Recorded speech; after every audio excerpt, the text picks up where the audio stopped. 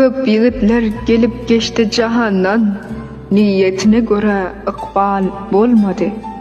Gerdeşi keç fehbe felek elinden, ertiri şahat bolan öýlen gülmedi.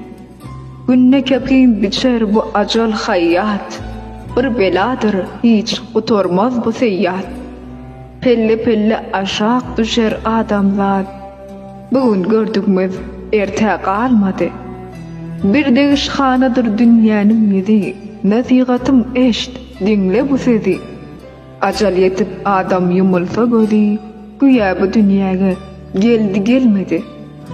Humayun Qurganyn saldyran Harun, dünýäni dört bölen hany Fereydun, 40 şäheri gyzyllan garg eden Qarun, gözi kumdan doly